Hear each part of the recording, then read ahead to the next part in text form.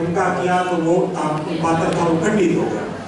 Jumbo जी ने उसको चलो श्रृंगार किया कि मेरे को सर्दी लगती है, वस्त्र भी दो। ये परीक्षा अलग था, मुझे वस्त्र की क्या अवसर थी। उन्होंने वहां पर एक ऊँट बैठा था, ऊँट के ऊपर कोई प्राणी खलड़ी पड़ी थी, बहुत दुर्गंध मारती हुई, वो उठा के दे दिया, जा निकल यहाँ से। जाम्बू जी उन दोनों चीजों को लेकर के आए और वहां पर बगरे के दौरे पर बैठ गए। दूसरे दिन सुबह फिर सेंस आया और जाम्बू जी ने कहा अच्छे काम करने चाहिए, सबकी सेवा करनी चाहिए, घर आए को आदर देना चाहिए, घर आए आदरियो जीवने एक सुभ्यागत, इस प्रकार बातें की। तो सेंसा कहने लगा मेरे घर में सबका बहुत आदर होता है। तब जाम्बू जी ने कहा ये दोनों चीजें तुम्हारे घर की है, ये पहचान करो, ये खल्लड़ी है ऊँट की और ये मेरा खंडित किया हुआ पात्र तुम्हारे बहू ने ये खंडित किया है। तब सेंसे को बड़ा पछतावा हुआ, जाम्बू जी के चरणों में गिर पड़ा और जाम्बू जी बिल्कुल निर्भाव वहां पर बैठे रहे, कुछ नहीं कहा। तब साथ वाली संगत ने कहा गुरु महाराज इसने तो अपराध कर दिया है, इसने तो अहंकार कर दिया है, परंतु अब आप इसको नहीं बख्शोगे तो ये जड़ा मूल से चला जाएगा। तब उसने बहुत ज्यादा पश्चाताप किया तो जाम्बू जी ने सेंसे को माफ किया और इन सब जो कस्मा गोत्र थे उनको आशीर्वाद दिया कि आप धर्म का प्रचार करते हैं। अभी ये व्यवधान पैदा हो गया, 10 बज गए हैं, दूसरा सेशन शुरू होने जा रहा है, परंतु 10 मिनट में पूरे को निबेड़ने का कोशिश करेंगे। और यह आपसे बात भी की है, वादा भी किया है कि हम मिलते रहेंगे, महीने के प्रथम रविवार को मिलते रहेंगे, दिवाली के शिविर में मिलते रहेंगे, जाम्बू जी की बातें और भी होती रहेगी। तो संक्षेप में थोड़ा प्रकाश डाल देते हैं, उससे थोड़ा थोड़ा आपको आइडिया हो जाएगा। जाम्बू जी ने एक बार राम कथा का वर्णन किया और जैसे लक्ष्मण घायल हुए थे, मूर्छित हुए थे राम युद्ध में, राम रावण युद्ध में, तो उसका जाम्बू जी ने बताया किस प्रकार 18 दोष होते हैं और इन दोषों से किस प्रकार मनुष्य को ग्रस्त होता है। जामवाणी शब्दवाणी में है, इस पर अगर लेक्चर 18 दोष कर दे तो पूरा शायद 1 घंटा लगता है। 18 दोष में लिखे हुए देखना। इस प्रकार गण चित्तौड़ की कथा है, बीदे जोधावत, गीता जोधावत था, बीदे गीता था जोधावत। यहाँ पर द्रोणापुर का राजा था, उसने मोती मेघवाड़ को गिरफ्तार करके जेल में डाल दिया। भी ये जाम्बू जी की बात मानता है। तो जाम्बू जी वहाँ पर जा करके गीता जोधावत को वो शुक्ल हंस सुनाया था। इस प्रकार राव लूणकर्ण जो बीकानेर का राजा था उसको भी जाम्बू जी ने उपदेश दिया था।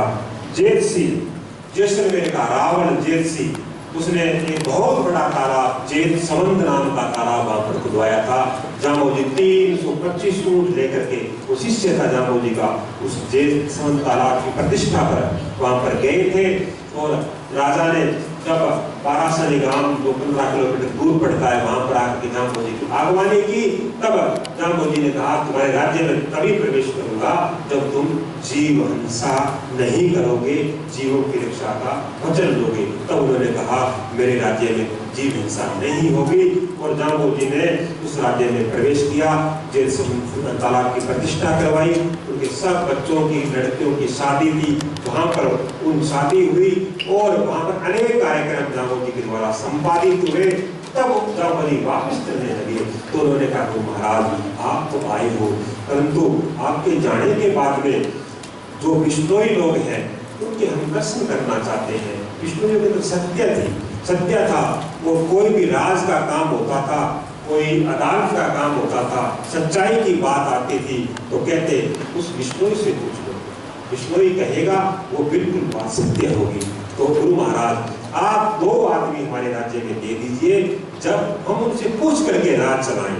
तब जाम्बू जी ने पांडु और लक्ष्मण नाम के गोदारा गोत्र के 2 लोग थे, उनको जैसलमेर के पास धरिंगा गांव में बसाया। तो राजा राज कार्य उन बिश्नोइयों से पूछ करके करता था। जाम्बू जी का जेल संबंध तालाब पर जैसलमेर जाने का यह है।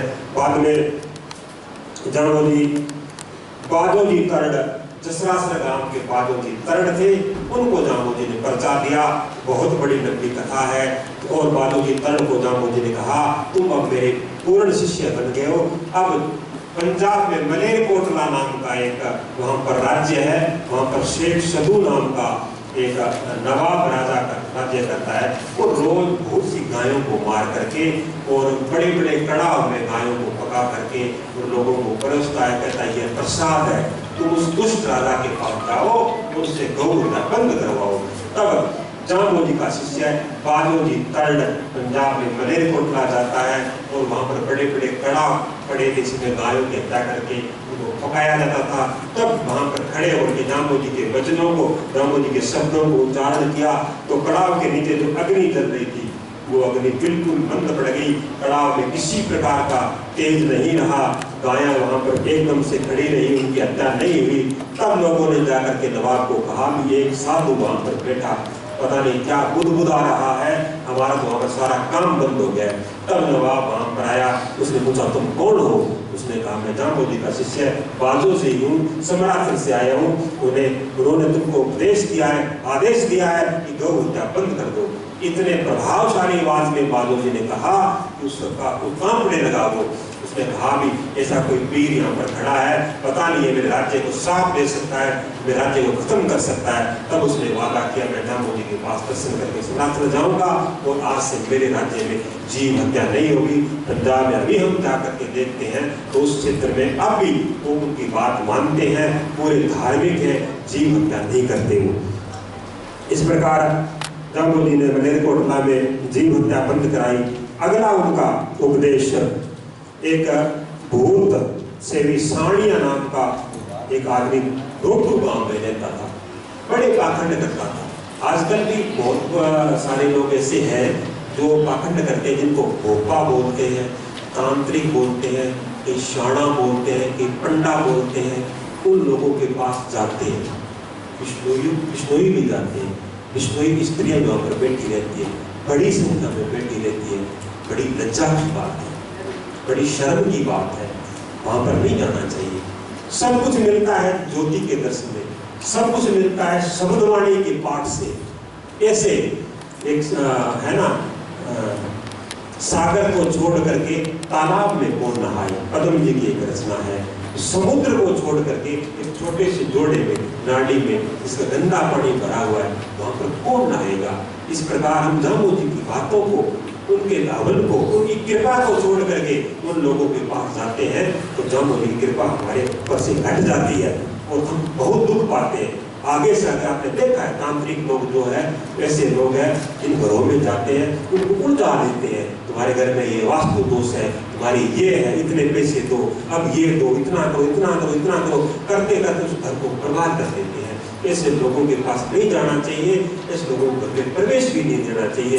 केवल जामो जी की बात हो, सब कुछ हल कर देंगे वो, कुछ भी असंभव नहीं है उनके लिए। इस प्रकार साहनिया जो था रोटो में, उसको जामो जी ने वहां पर प्रताड़ित किया, वो करके उसको उपदेश दे करके वहां से निकाला था। इस प्रकार एक वैदिक ब्राह्मण को उपदेश देने की बात आती है। कुंवर मालदेव जो जोधपुर का कुंवर था, उसको उपदेश देने की बात आती है। गोपीचंद भर्तरी जामो जी के पास समराथन पर आए, उनको जामो जी ने उपदेश दिया। उदो जी ने, बड़ी प्यारी कथा है, क्या बात है। इसी प्रकार उत्तर प्रदेश से लोग एक बार आ रहे थे तो गोठ मांगलो गांव है एक नागौर के पास, वहां पर रात्रि विश्राम किया। एक तालाब था, सुबह उठ के स्नान किया, शब्दों का वाचन किया, हवन किया। तो वहां पे एक छोटा सा माता का मंदिर था, उसका पुजारी था उदो जी नैन। उसने देखा कि आज बहुत से यात्री आए हैं, मंदिर में आएंगे, यहाँ पर चढ़ावा चढ़ाएंगे। तो सभी लोग स्नान करके, हवन करके, भोजन बना करके प्रस्थान करने लगे। तो उन्होंने कहा भाई तुम कौन लोग हो, मंदिर में दर्शन करने नहीं आए माता के? तब उन्होंने कहा हमारे को पिता है और वो समराथन पर बैठे हैं, वो सब कुछ हमारे लिए कर देते हैं, हमें अन्यत्र कहीं भी जाने की आवश्यकता नहीं है। तब वो उदो जी ने कहा वो क्या देते हैं? तो उन्होंने कहा शास्त्रियों ने भी वो जीवन की युक्ति देते हैं और मरने के बाद मुक्ति देते हैं।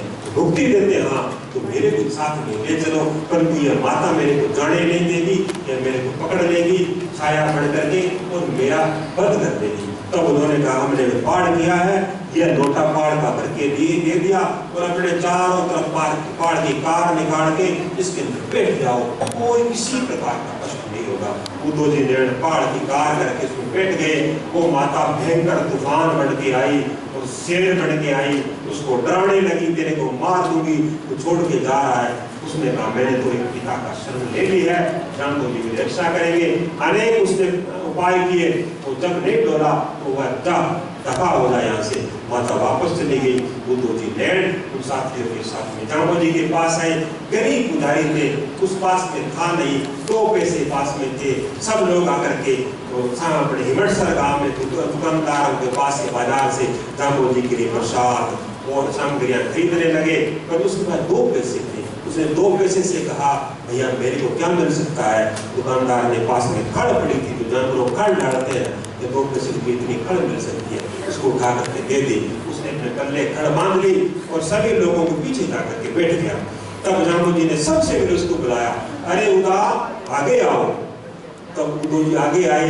जामो जी ने कहा मेरे लिए क्या लाए हो।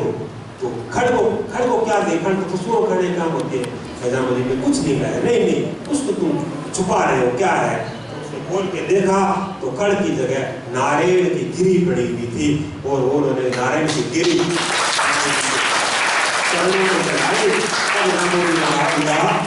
कुछ माता के तो बहुत गीत गाए हैं, कुछ मेरी भी स्तुति करके सुना दे। तो उन्होंने कहा प्रभु मेरे को तो आती नहीं है कुछ भी। तब जामो जी ने उसके सिर पर हाथ रखा, उसको अनवय ज्ञान हो गया, सभी शास्त्रों का वो प्रांगत विद्वान बन गया। तब जामो जी की स्तुतियां गाने लगा। जामो जी ने किस नियम लिए थे, उन नियमों को उद्धव जी लैंड ने ही वहां पर एक कविता के रूप में लिखा। अनेक साखियां लिखी, अनेक जामो जी के भजन लिखे। उद्धव जी के भजन आप गाते हो। उद्धव जी लैंड इस प्रकार जामो जी की शरण में आए। इसके बाद में एक बार गंगा की धारा सम्राट पर प्रकट हुई, तो जामो जी फावड़ा लेकर के उसको खोदने लगे, यहाँ पर धारा प्रकट कर दूं। तब सब लोगों ने एकदम से जामो जी का फावड़ा पकड़ लिया, नहीं यह काम हम करेंगे। इतने में क्या हुआ, धारा विलुप्त हो गई। जामो जी ने कहा मेरे को रोकना नहीं था, मैं यहाँ पर गंगा को प्रकट कर देता। इस प्रकार उद्धव जी खिलेरी की कथा आती है, मूलो पुरोहित की कथा आती है। साहू जी को स्नान के लिए जामो जी ने बड़ा भारी कहा था। तो एक बार वहां पर 30 किलो सोना लेकर के आया। पिता मुझे 30 किलो सोना ले लो। इस 29 नियमों में एक नियम सुबह स्नान वाला है, वो थोड़ा संशोधित कर दो, 28 ही कर दो। जामो जी ने कहा नहीं, स्नान के पूरे शब्द सुनाया जामो जी ने। अनेक प्रकार के जो दान करते हो उससे बड़ा है सुबह स्नान करना। ये 29 नियमों की एक भी बात कम नहीं हो सकती। इस प्रकार एक बार जमलाव तीर्थ का बड़ा भारी महत्व बताया। बड़ी बड़ी कथाएं हैं, पूरा दिन लग जाता है सुनने में। और उसके बाद में झाली रानी, चित्तौड़ की जो झाली रानी थी, उसका वर्णन आता है। उमाबाई को हाथ भरने का काम भरा था बात रोटू गांव में। बड़ी प्यारी कथा है। 3700 वहां पर पेड़ लगाए थे जामो जी ने एक ही रात में, इस खिजड़ी के पेड़ लगाए थे। तब लोगों ने कहा यहाँ पर चिड़िया आकर के हमारे धान को, हमारी बाजरी को खा जाएगी, इतने पेड़ है। जामो जी ने कहा रोटू की जो कंकड़ है, सीमा है, यहाँ पर वृक्षों पर चिड़िया विश्राम जरूर करेगी, तुम्हारी बाजरी को चोंच नहीं लगाएगी। आज भी वो लोग कहते हैं रोटू के कि यहाँ पर चिड़िया बहुत है, परंतु कभी हमें खेत में जाकर के चिड़िया को उड़ाने की आवश्यकता नहीं पड़ती। हमारे धान को चोंच नहीं लगाती। 500 साल बीत गए, चिड़िया भी जामो जी की बात को मान रही है, परंतु हमने मानना बंद कर दिया है। अब मानना शुरू करेंगे दोबारा। इसी प्रकार उमाबाई को भात जामो जी ने वहां पर भरा। बड़ी अपने साथियों के साथ में जामो जी हजारों लोगों के साथ में गए और बड़े धूमधाम से भात भर के उसके मान को रखा। लंबी कथा है। और इसी प्रकार चेलो जी उत्तर प्रदेश के थे, बड़े निर्भिमानी सेवक थे जामो जी के। बड़ी प्यारी कथा है। बाद में प्रत्येक संडे को करेंगे तो उसने कथाएं आपके साथ इसका विवेचन करेंगे। रावण गोयंद की कथा के 2 चोर थे, जामो जी के शिष्य बन गए। इस प्रकार वहां पर उन्होंने घोड़ों की चोरी की और वो पकड़े गए और जामो जी ने किस प्रकार के जीवन की रक्षा की, वो भी कथा जामो जी की। और एक रूपा मंजू, छोटी सी तेरी जितनी बालिका थी, गांव था मटसर। जामो जी बेटा ध्यान से सुना, ये मटसर गांव था, रूपा मंजू नाम थी। वो जामो जी की शिष्या बन गई। जामो जी की बातें मानती, सुबह उठती, हवन करती, सारा समझवाने का पाठ करती, जो भी बातें जामो जी ने बताई है। एक बार शाम का समय था, ऐसा ही चौमासे का टाइम था और गांव से दूर तालाब था पानी का, 1 किलोमीटर दूर था। वहां से दूसरी बालिकाओं को जो बिश्नोई नहीं बड़ी थी, उन स्त्रियों बालिकाओं के साथ वो पानी लेने गई और उधर से आंधी उमड़ के आ रही थी। सभी स्त्रियां दबादब से घड़े भर के लाई, लेकर के चलने लगी। रूपा ने कहा मैं तो घड़े को छान करके बदलूं, जामू जी ने छान करके कहा है। तो उन्होंने कहा मेरे मतलब का आंधी आ रही है, पता नहीं क्या हो जाएगा, जल्दी से भर ले। उसने आधा छाना और आधा बिना छाना ही करके वो घड़े को लेकर चल पड़ी। जब गांव में आई तो गांव के बीच में आते ठोकर लग गई तो घड़ा गिर पड़ा। घड़ा गिरते ही वो फूट गया और पानी उसका बिखर गया। तो क्या देखती है कि अरे छोटे छोटे असंख्य जीव लाखों की संख्या में वहां पर उड़ रहे हैं। वो सभी जीव उड़ते उड़ते उड़ते सम्राट के पास गए, सम्राट के चारों तरफ उड़ने लगे। तब साथियों ने कहा कि गुरु महाराज ये छोटे छोटे जीव इतने आज क्यों उड़ रहे हैं? जामू जी ने एक पाड़ उठा करके इस प्रकार चिपटा दिया तो सभी जीव देवताओं के रूप में परिवर्तित हो गए और वो वैकुंठ चले गए। तब जामू जी ने कहा एक छोटी बच्ची है रूपा मेरी बेटी, आज उसके हाथ से बड़ी गलती होगी, बिना छाने पानी भर लिया परंतु विष्णु का हाथ लग गया है। अब ये जीव मुक्ति के पात्र है, अब इनको मुक्ति दूंगा। इतनी बड़ी बात है, एक विष्णु का हाथ लग गया। उस बच्ची के हाथ से लगते ही मुक्ति के पात्र बने। उस बच्ची में क्या खासियत थी? वो जामू जी की बात को मानती थी।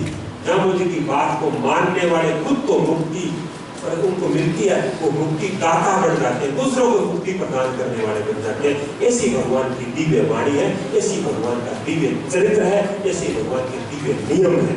इस प्रकार मुल्ला सदारी को जामू जी ने शेख के जाट को पर्चा दिया, एक योगी को दिया और मोरनी बालक की कथा आती है, उदय अकली की कथा आती है। उदय और अकली जामू जी के 2 शिष्य थे, पति पत्नी थे, बड़े लोगों की सेवा करते थे, उनकी कथा आती है।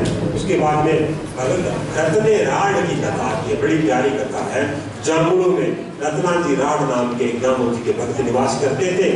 बचपन में उनकी शादी हो गई और जब मुकलावा की बात आई तो वो ऊंट पर सवार होकर के मुकलावा लाने गए। उनका ससुराल था जाजीवाड़ धोरा के पास बावरला गांव में।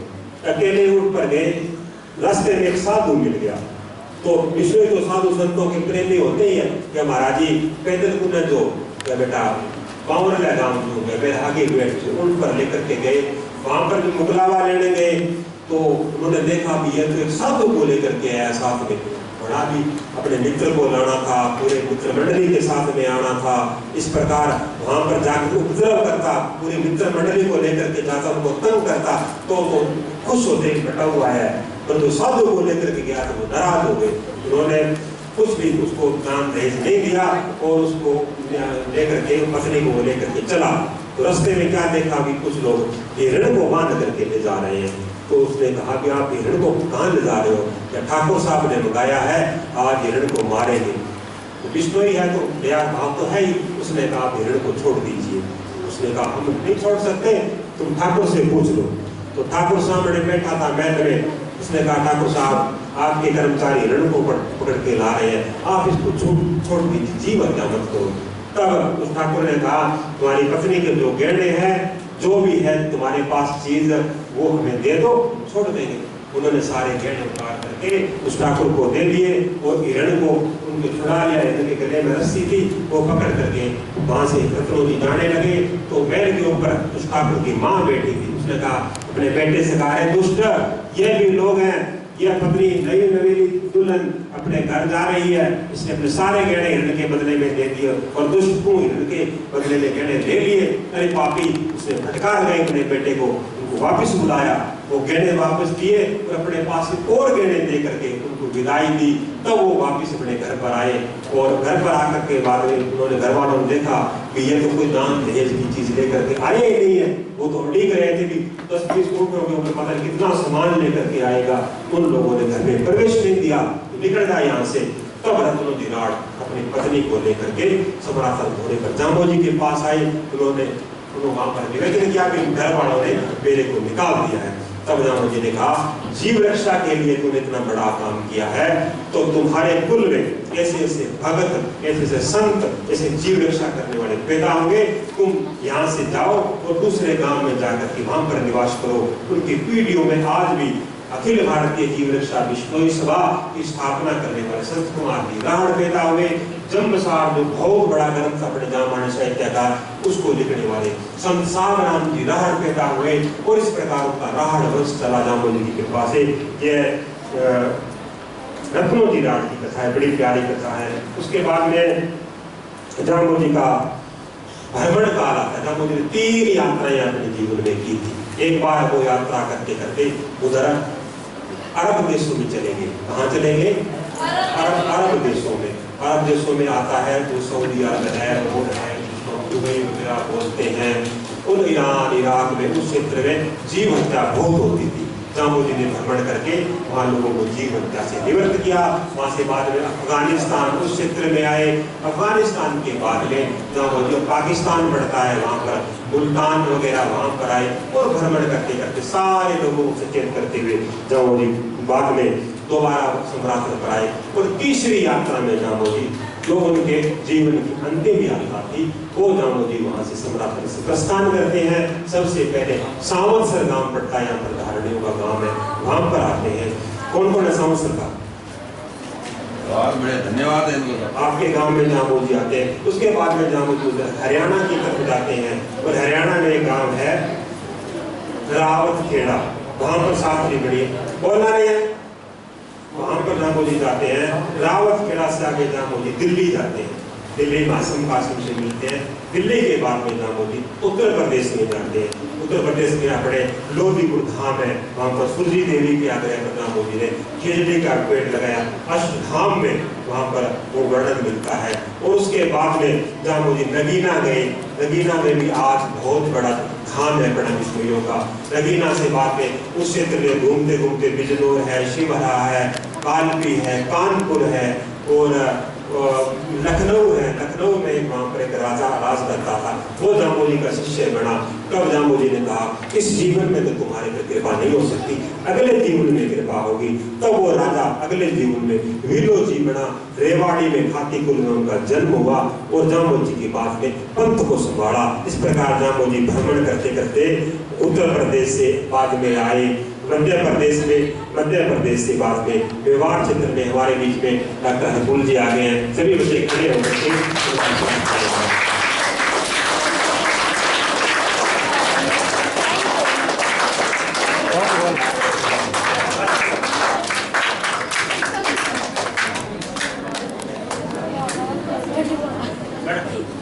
बाबूराज जी से निवेदन हो गए बच्चे को तिलक दे दिया।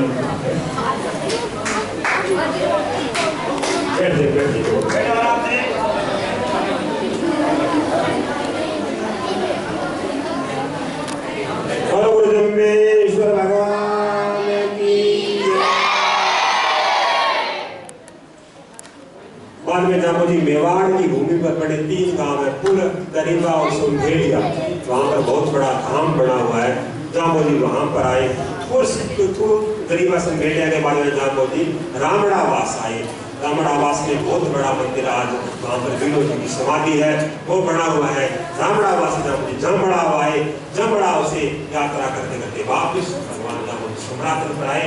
सम्राट पर आकर जामोदी ने कहा अब मेरा 12 था बनाने ठाहर, अब मैं जाता नहीं, मेरा उद्देश्य इस धरती पर रहने का पूरा हो गया है, अब मैं वापस वैष्णववास करना चाहता हूँ।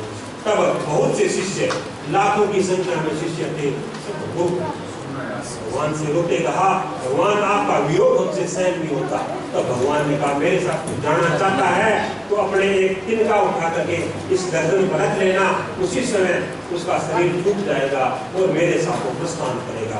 जामोदी सम्राट से लालासर की शास्त्री आते हैं, लाखों लोग जामोदी के साथ में है। जामोदी वहाँ पर विंशवती नवमी संवत 1593 को रात्रि के 1:15 बजे शरीर को वहाँ पर छोड़ देते हैं। उनके साथ में असंख्य लोग अपने शरीर को छोड़ देते हैं लालासर की शास्त्री में। और सुबह विंशवती दशमी को उनके शरीर को लेकर के सब लोग जामड़ाव जा रहे थे कि वहाँ पर जामोदी की समाधि बनाएंगे। परंतु उसमें जेठ सिंह जो बीकानेर का राजा था उसको पता चलता है, वो मुकाम में आकर के लोगों को रोक लेता है। वे नहीं, मेरे राज्य के देव हैं, मैं बाहर नहीं जाने दूंगा। तब उसी समय वहां पर चर्चा चलती है, कहाँ ले जाए, वहां पर जमराव ले जाए या रात को निहाल दास जी जामो जी के शिष्य थे, उनको जब सौंपने में बताते हैं कि यहीं पर मेरी कुछ समाधि ले ली जाए। यहाँ पर नीचे खोदने पर एक बहुत पुराना घोड़ा प्रकट होगा, वो आपको संकेत है, वहीं पर मेरे को वहाँ पर समाधि को खोदा गया। नीचे घोड़ा एक त्रिशूल वगैरह वहाँ पर मेरा को आज भी ऊपर लगा हुआ है मुकाम के मंदिर में। वहाँ पर जामो जी को अगले दिन यानी विंशवरी 11 को वहाँ पर समाधि दी गई। और समाधि देने के बाद में वहाँ पर रणधीर जी बाबल ने वो प्राचीन मंदिर था वो बनाया था। जामो जी समाधि लेने से पूर्व लोगों को पंथ का अनेक प्रकार से उपदेश दिया और कहा कि मेरे जाने के बाद में बीलो जी नाम का एक युवक यहाँ पर आएगा, आते ही वो अंधा होगा, यहाँ पर आते ही मुकाम पर पेड़ी पलटते ही पैर उसको यह नेत्र ज्योति प्राप्त हो जाएगी। अंदर आकर के वो जब हवन कर रहे हैं सब संत लोग, उनका हवन में शब्दों को सुनेगा तो एक बार सुनने से उसको याद हो जाएगा, वो दोबारा सुना देगा। जामो जी के जाने के बाद में सब लोगों को बहुत निराशा हुई कि अब पंथ को कौन संभालेगा। तब बीलो जी महाराज आते हैं हिम्मतसर में, दूसरे संतों के साथ में यात्रा कर, विष्णु नहीं है वो, यात्रा करते हुए आते हैं। तो वहां पर क्या देखते हैं, सुबह सुबह हवन हो रहा है कहीं पर, शब्दों की बड़ी प्यारी भाषा, शब्दों को किसने आकर्षित किया, आसम पासम, शब्दों को आकर्षित किया उतो जी ने, शब्दों को आकर्षित किया बीलो जी को। इतने शब्दों में शक्ति है। तब हिम्मतसर में बैठे थे बीलो जी, उन्होंने अंधे थे, उन्होंने स्त्री से कहा ये बहुत प्यारी शब्दों की आवाज कहाँ से आ रही है। तब उस स्त्री ने कहा यहाँ पर पास में एक जम्ब द्वारा है, जम्ब द्वारा बोला वहां पर लोग हवन संत हवन कर रहे हैं, तो मेरे को वहां पर ले चलो भैया। तो वो जहाँ बीलो जी को वहां पर लेकर के आई। बीलो जी जब समाधि की पेड़ी पर आकर के वहां पर नमस्कार किया और एक साखी का वाचन किया, गुरुदार बाबा मैं अपराधी तेरा। इस प्रकार वो बहुत ही प्यारी साखी है। अनुनय विनय जामो जी से किया, एकदम से प्राक से उनकी आंखें आ गई, नेत्र ज्योति आ गई। अंदर जाकर के वो तब शब्दों का वाचन करने लगे वहां पर संतों के पास में बैठ करके। तब एकदम से उनको सारे शब्द याद हो गए। तब उनको पता चला संतों को कि यह जामो जी का वो भेजा हुआ है वही है।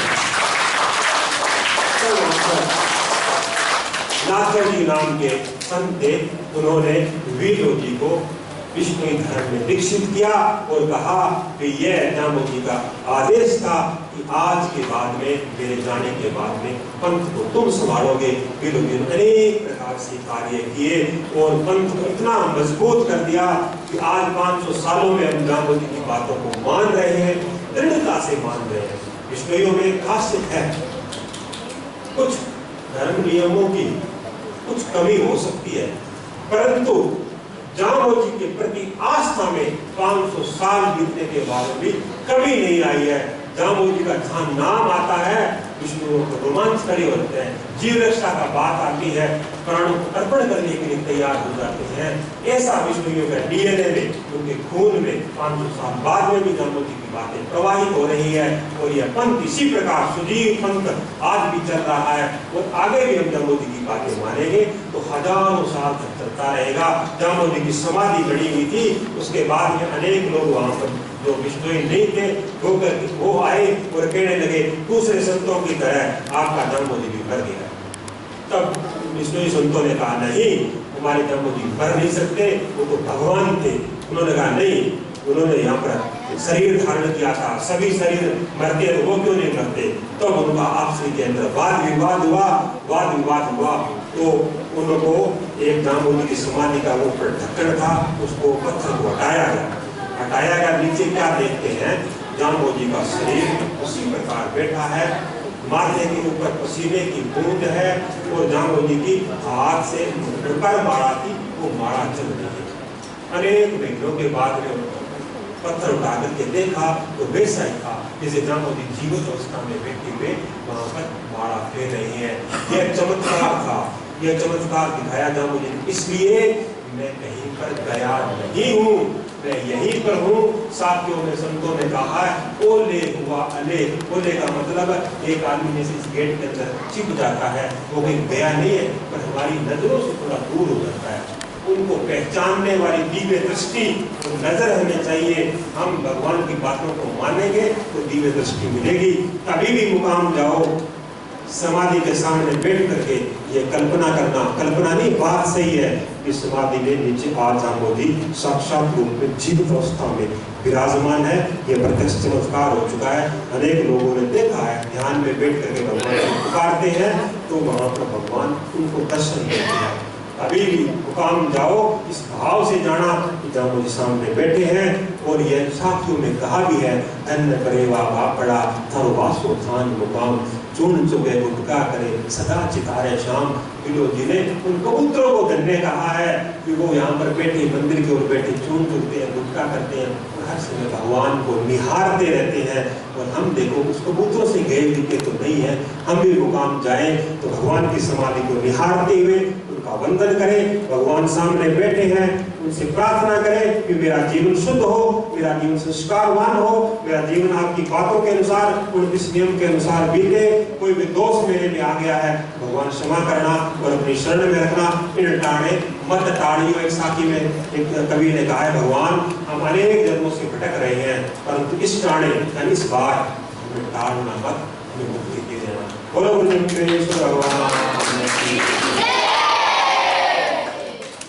हमारे बीच में डॉक्टर अर्पूल जी विश्नोई पीडीएम में नशा मुक्ति और मानसिक रोगों के माहिर डॉक्टर हैं, अपने विभाग के हेड ऑफ डिपार्टमेंट हैं। आज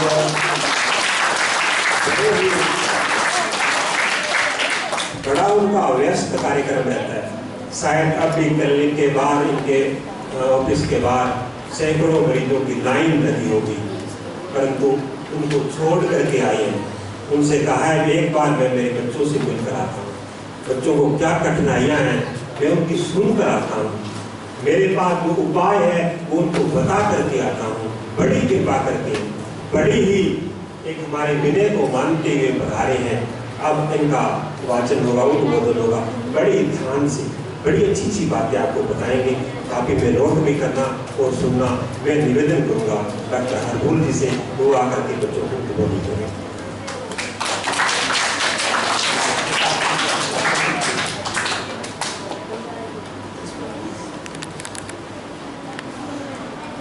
बहुत बहुत धन्यवाद।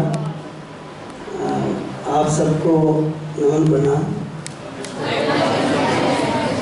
बोलो गुरु जम्बेश्वर भगवान की।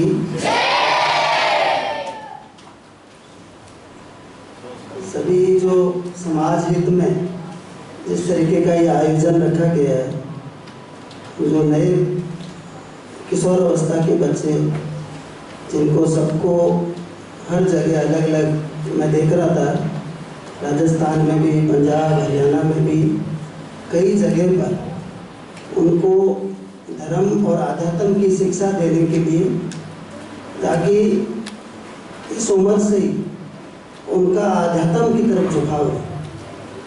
आध्यात्म का तो मतलब समझते ही हो आप, धर्म और आध्यात्म, तो उसकी तरफ बच्चों का झुकाव और वो जो अपने संस्कार, रीति रिवाज सैकड़ों सालों से चले आ रहे हैं, वो संस्कार आगे भी चलते हैं। ये बहुत जरूरी। कोई भी अपने समाज के रीति रिवाज, संस्कार छोड़ के दूर जाता है, उसको बहुत दिक्कत होती है, बहुत अपने आप को अकेलापन महसूस करता है। ये मैं आए दिन देखता हूँ। कोई बिश्नोई किसी काम से या जॉब से दक्षिण भारत में जाता है या अमेरिका, ऑस्ट्रेलिया जाता है, तो वहाँ पे वो एक अकेलापन और एक सामाजिक और धार्मिक रूप से उसको लगता है कि यहाँ जो अपने एक जैसी विचारधारा रखने वाले, जिस तरीके के रीति रिवाज और संस्कृति अपना समाज फॉलो करता है, वो यहाँ नहीं मिले। तो ये उसके लिए बहुत बड़ा एक सोशल आइसोलेशन हो जाता है और उसको लगता है कि यहाँ रहना, अच्छे से जीवन यापन करना, खुश रहना बहुत मुश्किल है। और जो बाहर जाते हैं वो अगर ये सारे रीति रिवाज लेके जाते हैं, जैसे अपना हवन करना, सुबह स्नान करना, झूठ नहीं बोलना, किसी तरीके का कोई नशा नहीं करना, ये जितने रीति रिवाज हैं, अपनी जो दिनचर्या है, ये दिनचर्या अपने को अभी से ही आपके जीवन में ढालनी है। अगर आप इसी उम्र से ये दिनचर्या अपनाओगे तो ये दिनचर्या, ये आचार संहिता इतनी अच्छी है कि आपको जीवन में कभी भी कोई दिक्कत का सामना नहीं करना पड़ेगा। आप शारीरिक रूप से, मानसिक रूप से, आध्यात्मिक रूप से, आर्थिक रूप से, सामाजिक रूप से, सारे जो डोमेन है जीवन के, उन सारे डोमेन में आप अच्छे से रहोगे। ये एक ऐसी आचार संहिता है अपने समाज में, इसको जो फॉलो करता है वो जीवन पर्यंत आत्मविश्वासी रहता है, कॉन्फिडेंस, उसका कॉन्फिडेंस अलग होता है और वो जीवन पर्यंत स्वस्थ रहता है। वो जीवन पर्यंत दूसरों के बारे में सोचता है और वो जीवन पर्यंत एक सामाजिक जीवन जीता है। आजकल ये बहुत बड़ा चैलेंज है कि सब लोग जैसे अपने जॉइंट फैमिली में रहते थे पहले के, आपके जो पुरखे, जो अपने दादा परदादा, सब लोग एक संयुक्त परिवार, एक व्यवस्था होती थी और गाँव में रहते थे, खेती का काम होता था, सब लोग वही काम करते थे। धीरे धीरे एकाकी परिवार होने लगे। क्यों? पढ़ाई करने के लिए बाहर जाना, काम करने के लिए बाहर जाना, नौकरी के लिए बाहर जाना। तो अब आप लोगों को भी ऐसे परिवार में रहना धीरे धीरे और आगे की पीढ़ियों में और ऐसा रहेगा जिसमें एकाकी परिवार में रहना पड़ रहा है। तो ये नियम और ही ज़्यादा जरूरी हो जाते हैं कि अपन लोग कैसे ज़्यादा से ज़्यादा सामाजिक रहें। मेरा विभाग या जिस सब्जेक्ट में मैं स्पेशलिस्ट हूँ, मानसिक रोग और नशा मुक्ति विभाग, मेंटल हेल्थ के बारे में स्पेशलिस्ट हूँ। मैंने 8वीं क्लास गांव से करी, 365 हेड रावला मंडी के पास में, और फिर 9वीं 10वीं क्लास मैंने बीकानेर से करी, राष्ट्रउन्नति स्कूल है रानी बाजार में, 4 नंबर 4 राष्ट्रउन्नति विद्यालय नंबर 4। फिर 11वीं 12वीं मैंने government Chopra school, Seth Bhairudan Chopra senior secondary school Gangashahar में स्कूल है सरकारी स्कूल, उससे करी। फिर मेरा मेडिकल में हो गया, मैंने पीएमटी की तैयारी करी थी। उस टाइम पर ही मेडिकल टेस्ट होता था, एक सीपीएमटी होता था सेंट्रल पीएमटी, एक राजस्थान पीएमटी होता था। तो मैं दोनों में चयनित हुआ और मैंने फिर पीएमटी से बीकानेर मेडिकल कॉलेज ले लिया एमबीबीएस। यहाँ से मैंने एमबीबीएस कंप्लीट करा। एमबीबीएस करने के बाद फिर मैंने पीजी की तैयारी करी 1 साल। फिर मेरा पीजी में हो गया तो मैंने Jaipur SMS medical college Jaipur में पीजी करा। उसके बाद में एक सीनियर रजिस्ट्रार की पोस्ट होती है मेडिकल कॉलेज में, सीनियर रजिस्ट्रार पोस्ट, वो ज्वाइन करा यहाँ पे मानसिक रोग और नशा मुक्ति विभाग में। वो करने के बाद मैंने आरपीएससी दिया, मेडिकल ऑफिसर चिकित्सा अधिकारी पद पे। उस आरपीएससी में हुआ, मेरे को नागौर मिला। नागौर में खियोसर एक जगह है, खियोसर के पास में पांचला सीधा एक जगह गाँव, वहाँ पे मेरे को चिकित्सा अधिकारी पद मिला 2011 में। मैंने 1 साल वो उस पद पे काम किया। फिर मैंने वो फील्ड का जॉब था और मैं स्पेशलिस्ट था, तो स्पेशलिस्ट होने के नाते मैंने वो पद रिज़ाइन कर दिया और रिज़ाइन करके मैं वापस कोठारी हॉस्पिटल बीकानेर में उसको ज्वाइन कर दिया। 6 महीने वहाँ पे रहा मैं।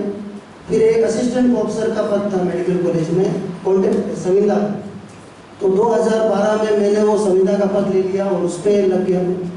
और 2013 में आरपीएससी का असिस्टेंट प्रोफेसर का परमानेंट पोस्ट निकले राजस्थान में, उसके अंदर मैंने 11 पोस्ट थी, उसमें मेरा फर्स्ट रैंक रहा राजस्थान में और मैंने सेक्रेटरी ज्वाइन किया।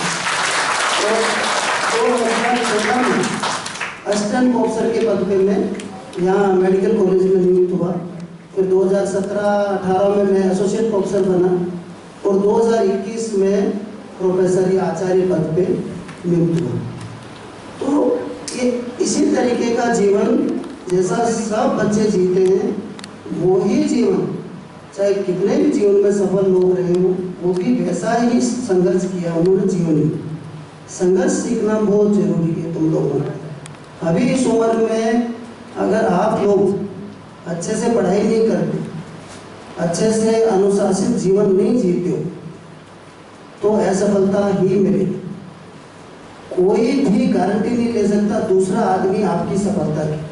आपका परिवार, आपके माँ बाप, आपके भाई बहन, आपके गुरुजन, कोई भी सफलता की गारंटी नहीं ले सकता। सफलता की गारंटी, सफलता की कुंजी आपके खुद के पास, कि आप कितना ध्यान से पढ़ते हो, कितना कम समय खराब करते हो फालतू टाइम सोचने में, फालतू खेलने में, फालतू मोबाइल टेलीविज़न यूज करने में।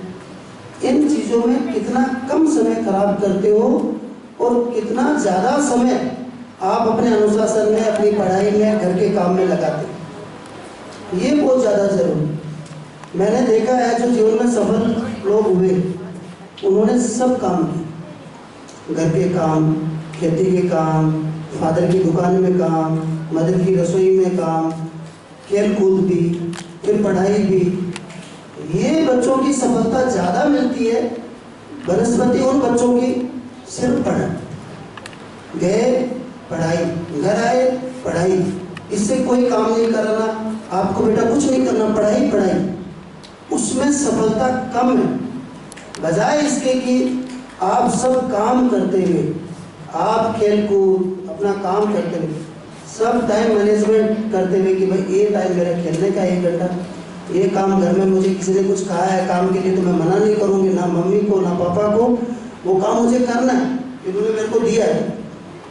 इसके अलावा मेरे को जितना टाइम मिले पढ़ाई करनी। ये नहीं कि काम दिया तो इसमें बहाना मेरे पढ़ाई, मैं पढ़ाई कर रहा हूँ या कर रही हूँ इसलिए मैं अब ये काम नहीं करूँगी। इस तरीके के बच्चे आगे जीवन में हमेशा बहानेबाजी में चलते रहते, ना पढ़ाई में पूरा कंसंट्रेट कर पाते और ना खेल कूद में या काम में। जितना ज़्यादा आपने कोई भी प्लेयर देखते हो ना, जो बहुत अच्छे प्लेयर हैं, खेल कूद करते हैं या बहुत अच्छे साइंटिस्ट है या बहुत ज़्यादा एजुकेशन में ऊपर गए, अब एक खिलाड़ी को लेते हो किसी को, वो अगर क्रिकेट का है तो भी उसको फुटबॉल भी अच्छा खेलना आता है, वॉलीबॉल भी अच्छा आता है, टेबल टेनिस भी, बैडमिंटन भी, लॉन टेनिस भी, स्क्वैश भी, कबड्डी भी, खो खो भी।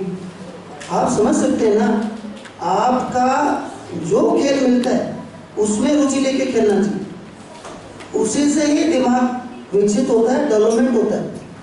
काम में भी अगर आपको अच्छे से प्रेस करना आता है, कपड़ों को अच्छे से कपड़े धोने आते हैं, सुखाने आते हैं, समझ मेरी बात, अपने साइकिल को धोना आता है, घर में झाड़ू पोछा करना आता है, तो ये आपके हाथ की स्किल है।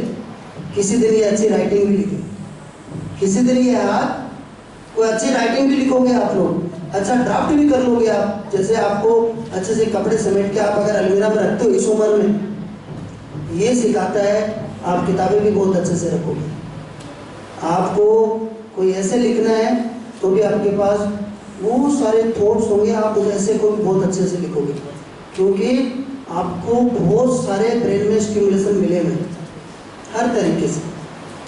प्रेस करते वक्त आपको पता है क्रीज कैसे लगाना है, एक जगह प्रेस को नहीं रखना, जल सकता है। खाना बनाते वक्त कितना ध्यान रखना पड़ता है, रोटी जल सकती है, सब्जी जल सकती है, नमक ज़्यादा डालते ही दिक्कत हो जाती है। ये छोटी साइकिल धोते वक्त जहाँ जहाँ ग्रीस लगा हुआ है वहाँ पानी नहीं डालना ज़्यादा, वरना जंग आने का डर रहता है उस चेन में, ये पता रहता है ना। है साइकिलों को खड़ी कैसे करना है, गिर नहीं जाए, दीवार के सहारे करूँ या ऐसे करूँ, गिरने पे किसी घड़े पे नहीं गिर जाए, कोई जगह पे नहीं गिर जाए, कोई लग नहीं जाए, टूट नहीं जाए कुछ। ये सारी चीज़ें कहाँ से विकसित होती है, आप में काम करते हो तो विकसित होती है। इसलिए किसी भी काम के लिए मना नहीं करें, आपके मम्मी पापा जो घर में काम देवे वो काम करें, आगे बढ़ के करें, और फिर जो टाइम मिले उसमें पढ़ाई करें। अपने नियम का बहुत उसमें महत्व है। जैसे आप सुबह जल्दी नहा लेते हो, उसके बाद में आलस उड़ जाता है, आलस उड़ने के बाद कुछ काम करोगे ना, आप कपड़े पहन के तैयार हो गए, नहा धो लिए, तो इसका मतलब कुछ करोगे। और अगर हम नहीं नहाते हो, 10-11 बजे तक सोते रहते हो, तो 12 बजने के बाद तो नहाओ नहीं नहाओ, दिन तो निकल गया, तो एक दिन पूरा आपका वेस्ट चला है ना। इसके साथ साथ पढ़ाई को कैसे करना है आप लोगों को, इसका भी थोड़ा मैं बताना चाह रहा हूँ। आजकल बहुत बच्चे आते हैं याददाश्त को लेकर, कुछ बच्चे आते हैं कि हम लोग गांव में पढ़ रहे हैं, शहर वाले बच्चे बहुत होशियार हैं, एक कंपैरिजन करते हैं बच्चे, इंग्लिश मीडियम में पढ़ रहे हैं, हम तो हिंदी मीडियम के हैं। ये एक अंदर जो इंफीरियरिटी कॉम्प्लेक्स, हीन भावना विकसित होना, ये नहीं होना चाहिए कभी भी। कोई फर्क नहीं पड़ता, शहर का बच्चा इंग्लिश में पढ़ रहा है, शहर का बच्चा वो बैलेंस पढ़ रहा है, या उसको 2 किताबें एक्स्ट्रा मिल गई, या उसके 4 दोस्त ज़्यादा हो गए, या उसको खेलने का भी अच्छा ग्राउंड मिल रहा है। लेकिन आप ये चीज़ जरूर याद रखें कि जो एक्सपीरियंस, जो अनुभव आप गांव में बैठे भी ले रहे हो ना, भागने दौड़ने का, काम करने का, पढ़ाई करने का, जो भी पढ़ाने, उतना ही सफिशिएंट है आपको आगे बढ़ने की। इसलिए कभी भाषा को बैरियर मत बनाओ, मेरे को तो मारवाड़ी आती है, हिंदी नहीं आती, हिंदी आती है, इंग्लिश नहीं आती, इंग्लिश आती है, फ्रेंच नहीं आती। भाषा का 1 महीने में सीख सकते हो, 4 हफ्ते में आप कोई भी भाषा सीख सकते हो। मैं कितने ही जानता हूँ, मेरे साथ वाले बिल्कुल हिंदी मीडियम, इंग्लिश मीडियम की किताब को पूरा हिंदी में लिख देते थे, इसका क्या हिंदी है, इसका क्या हिंदी है। उनकी किताब देख लो, हंसी आती है कि पूरी हिंदी लिख रखी है। ये हम करते थे क्योंकि एकदम इंग्लिश में, आप इंग्लिश बुक आती है तो दिक्कत होती है ना। लेकिन उनमें से ही मैं 2-3 मेरे दोस्त, तो एक ऑस्ट्रेलिया चले गया, 2 यूएस चले गए। मैंने कहा तुम लोग मारवाड़ी से हिंदी नहीं आई, इंग्लिश कैसे आ रही है?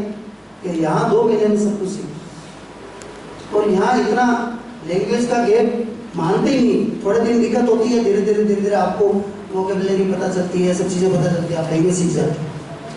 असली चीज़ क्या होती है, आपका फंड ऑफ नॉलेज क्या है, आपने कितना सीखा, कितना समझा, साइंस को, मैथ को, आर्ट्स को, हिंदी को, इंग्लिश को, ग्रामर को, ताकि आपको जो रूल्स है, जो बेसिक फंडामेंटल्स हैं, वो आपको आने चाहिए।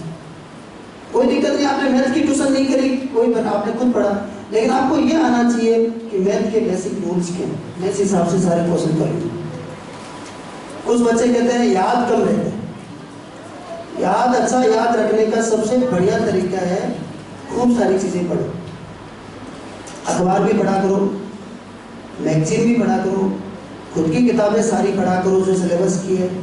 इसके अलावा भी कोई बुक है घर में पढ़ी है, बड़े भाई बहनों की किताबें हैं, कहीं लाइब्रेरी जाते हो, लाइब्रेरी में किताबें हैं, कोई भी चीज़ पढ़ा करो, उसको थिंक किया करो, सोचा करो ये क्या लिखा हुआ है, इसका क्या मतलब। और पूछते वक्त हिचकिचाहट मत किया करो, किसी गुरुजी से, किसी टीचर से, किसी से पूछ लिया करो इसका मतलब क्या है। रोज 4-5 वर्ड नए पढ़ा करो और पूछ लिया करो। बड़े कोई टीचर है, कोई घर में बड़ा है, पढ़ा लिखा है, जो अपने आप को होशियार समझता है, उसे पूछ लिया करो, तो एक मिनट चाहिए, पूछ ले 5 वर्ड या 1 वर्ड ही बता दो। ऐसा करने से धीरे धीरे कंटिन्यूस अगर आप पढ़ाई करते हो, रोज का 4-5 घंटा पढ़ाई करते हो, टेबल चेयर लगा के, टेबल कुर्सी लगा के पढ़ा करो, ऐसे नहीं बेड पे बैठे हो और ऐसे, चाहे लकड़ी की टेबल चेयर है, लेकिन बैठना हमने टेबल चेयर लगा के पढ़ना चाहिए। इससे क्या है, कमर दर्द नहीं होता और आंखें कमजोर नहीं होती। और 4-5 घंटे बैठने की कोशिश किया करो, 2 घंटे, एक बार बैठ के पढ़ाई करने 2 घंटे पढ़ा करो, और नियमित पढ़ा करो, चाहे रविवार है, चाहे होली है, दिवाली है, कोई भी त्योहार, कुछ भी, आपको 2 घंटे पढ़ना।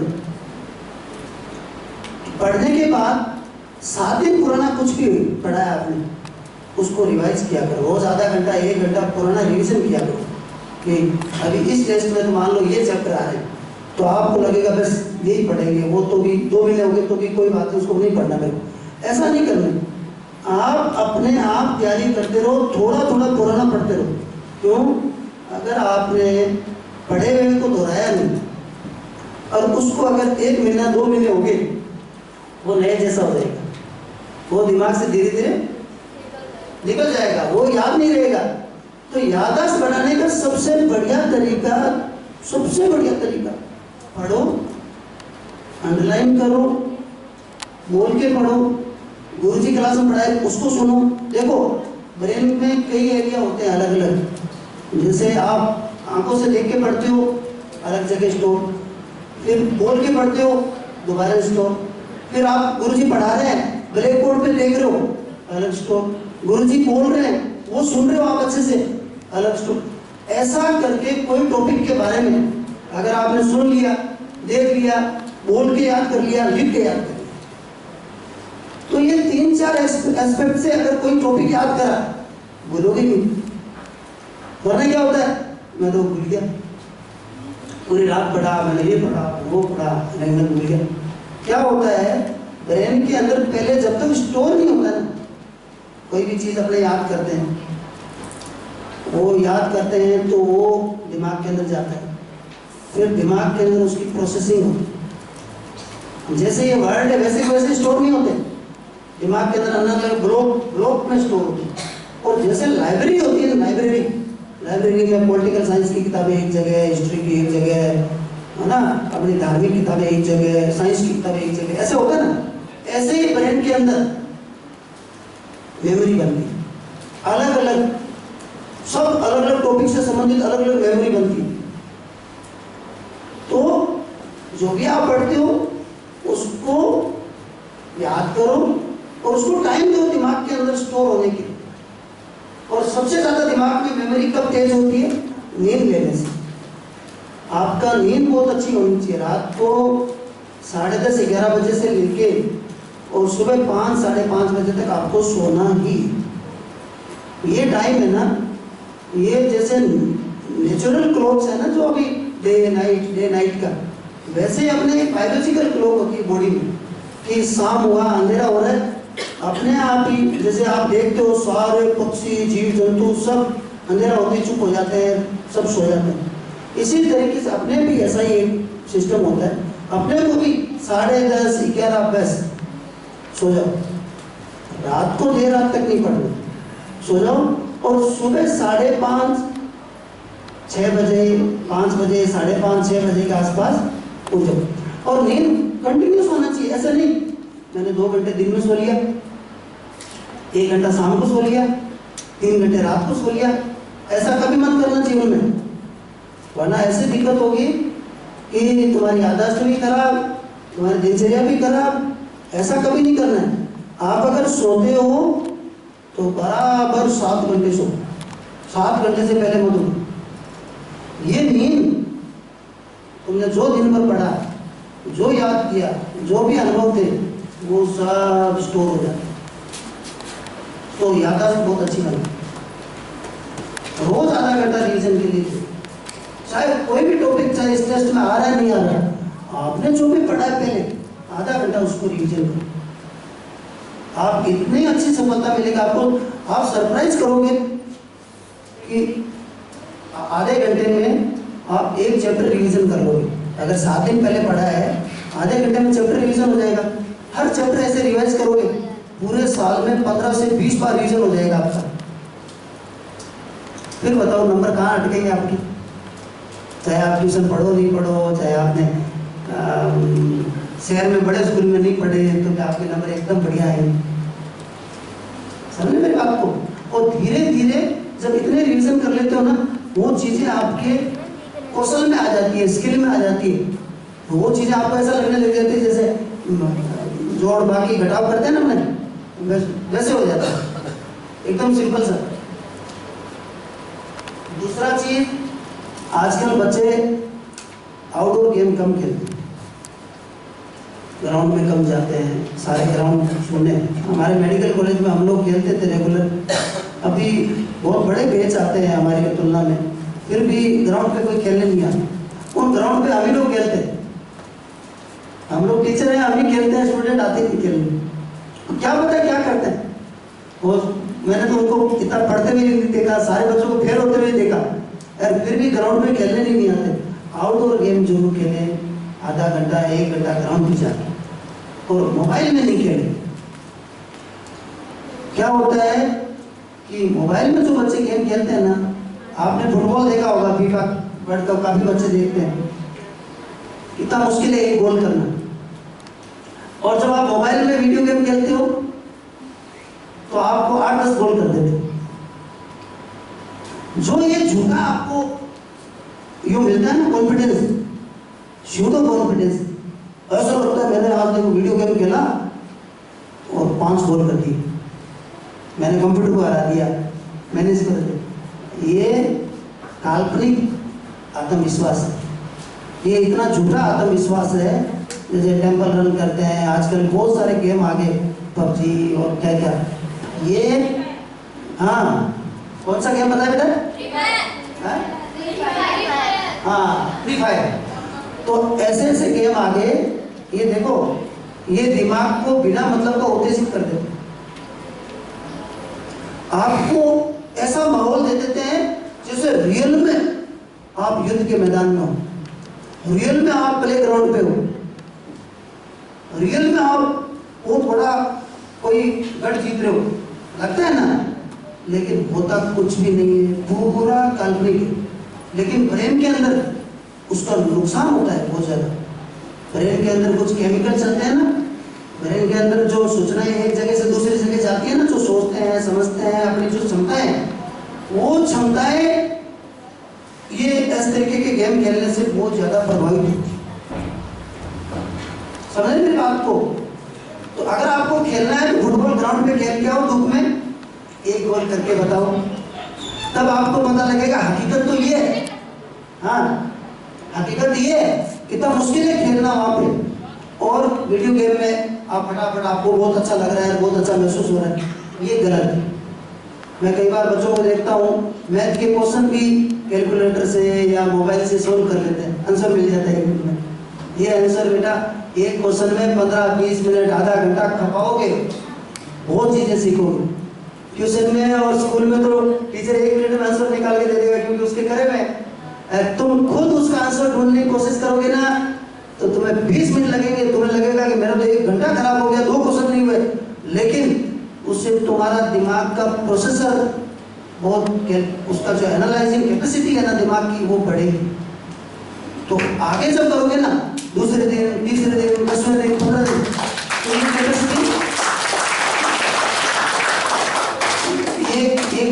धीरे धीरे बढ़ेगी। जैसे 2 महीना 3 महीना जब आप मैथ करोगे तब ये कैपेसिटी बढ़ेगी। तो ये समझना बहुत ज़्यादा जरूरी है आपको। और जो ये मोबाइल इंटरनेट जो यूज़ करते हो ना, ये उस नशे की तरह है। जैसे आजकल सुनते हो ना अपने बहुत लोग, हर समाज में तंबाकू का नशा, डोडा पोस्ट का नशा, शराब का नशा है ना, अभी गांजा, भांग, चरस, स्मेक, हेरोइन। तो देखो बच्चों, अब सुनो, सर जिस चीज के स्पेशलिस्ट है ना, इनको पता है कि नशे के क्या दुष्परिणाम है, लोग किस तरह भुगत रहे हैं और वो किस तरह आदी हो जाते हैं, वो सब बताएंगे। बहुत काम की बात बताएंगे, ध्यान से सुनना, एकदम मन लगाते। आपके घर में, आस पड़ोस में कोई भी नशा करता है, वो कितनी परेशानियां देता है, सर के पास आते हैं ऐसे पैसे, और वो पूरा विस्तार से बताएंगे, आप पूरा सुनना।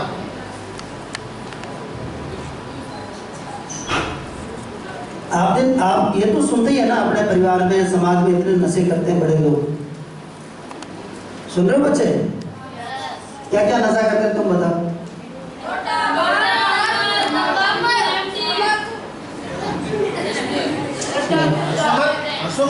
सीरियस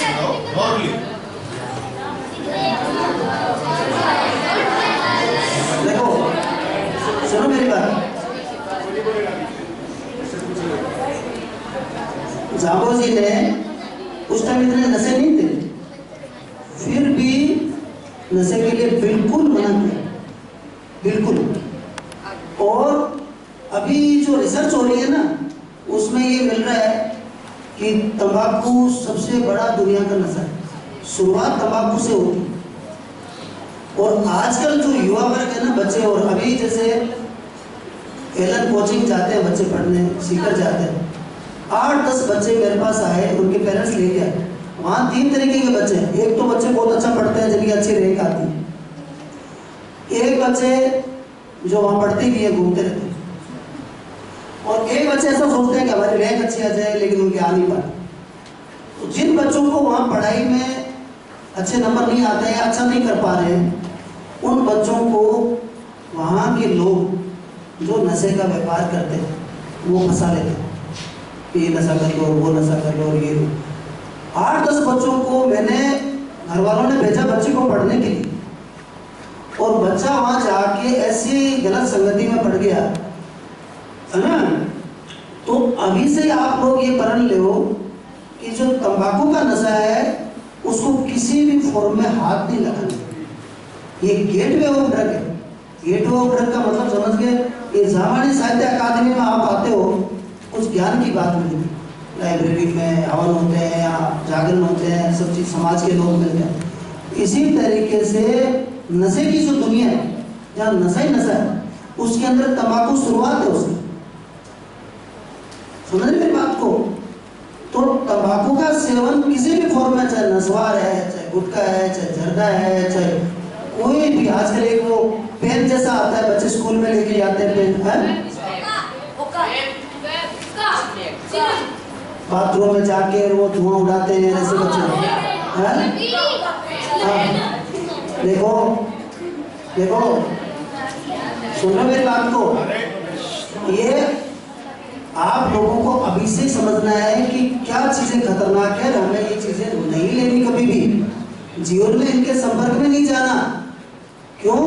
एक बार जाने के बाद आपका मानसिक स्वास्थ्य, आपकी मेंटल हेल्थ डिस्टर्ब हो जाती है। कैसे? मेंटल हेल्थ का मतलब तो समझते हो ना आप? अपन जो भी सोचते हैं, जो भी समझते हैं, जो भी प्रॉब्लम सॉल्व करने की अपना कैपेसिटी है, जो भी निर्णय लेने की क्षमता है, ये सारी मेंटल एबिलिटी है, मेंटल कैपेसिटी है, मेंटल हेल्थ बहुत बड़ा। जो भी दिमाग सोचता समझता, कुछ भी दिमाग की कैपेसिटी है, वो ये मेंटल हेल्थ है। और नशा इस पे बहुत बुरी तरह से चोट करता है। और जो पहले मैं बता रहा था, मोबाइल, वीडियो गेम, इंटरनेट, ये भी, ये जो नशों के नाम लिए, इन्हीं की तरीके से दिमाग पे नुकसान करते हैं।